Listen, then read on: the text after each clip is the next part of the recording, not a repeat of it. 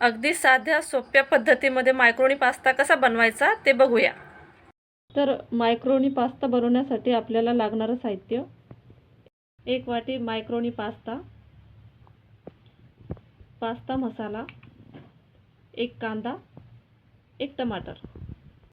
तर मायक्रोनी पास्ता हा आपल्याला पहिले छान बॉईल करून घ्यायचा आहे।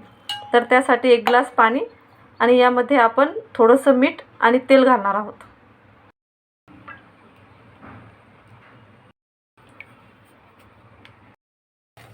पाण्याला छान उकळी आलेली आहे। आता यामध्ये आपण हा पास्ता घालून घेऊया। पास्ता छान बॉईल झालेला आहे।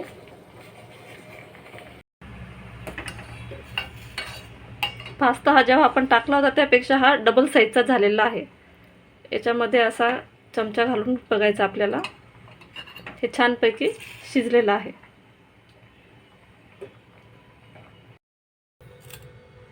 आता हा पास्ता आपण चाळणीने गाळून घेऊया।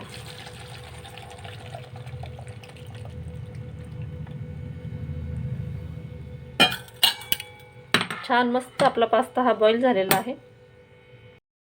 आता आपण यामध्ये 2 उबडी तेल घालणार आहोत।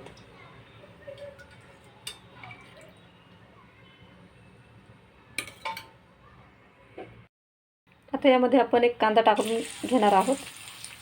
हा कांदा आपल्याला जास्त लालसर रंगाचा नाही होऊ द्यायचा आहे, फक्त त्याचा थोडासा कलर चेंज झाला लगेच आपण त्यामध्ये टमाटर घालून घेऊया।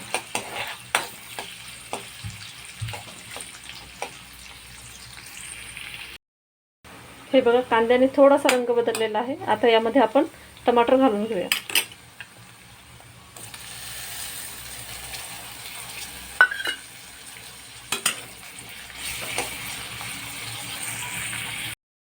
टमाट्यावरती थोडंसं मीठ घालून घेऊया, टमाटर लवकर गाळ होण्यासाठी। 5 मिनिटं वाफेवरती ठेवून देऊया। तर आपण हा पास्ता मसाला वापरणार आहोत। तर हा मसाला आपण पहिले पाण्यामध्ये छान मिक्स करून घेऊया।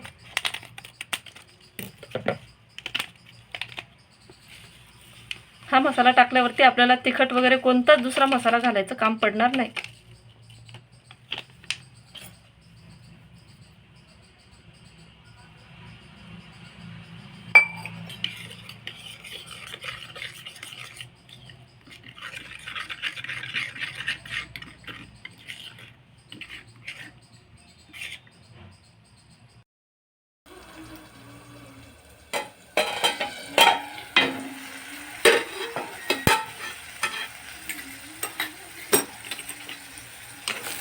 टमाटर आपलं खूप छान गाळ होऊन गेलेला आहे।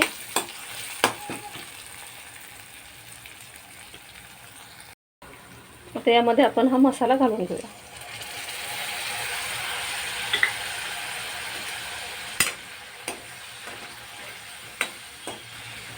हा मसाल्यामध्येच तिखट असतं, त्यामुळे वरतून तिखट घालायचं काम पडत नाही।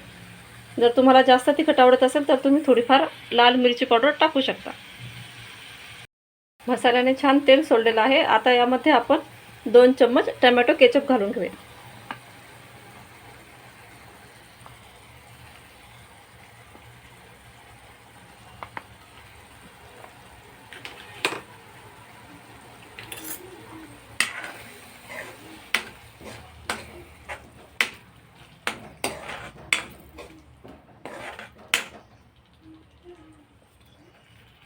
याला आपण अगदी 2 मिनिटं झाकण ठेवून वाफ येऊ देऊया।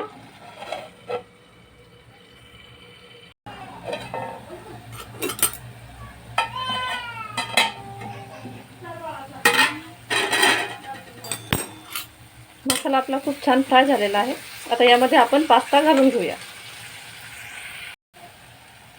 मसाल्याचा खूप छान सुगंध येत आहे।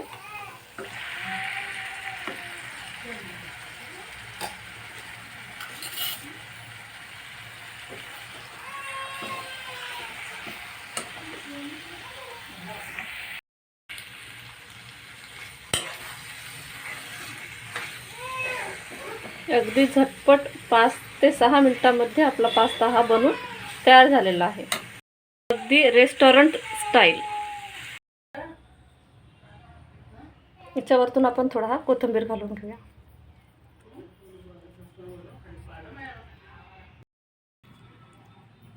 तर आता आपण हे सर्व करून घेऊया.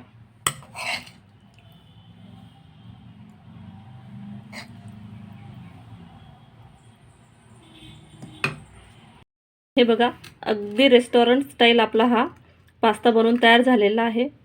अगदी छान नरम आणि पूर्ण याच्यामध्ये छान मसाला गेलेला आहे.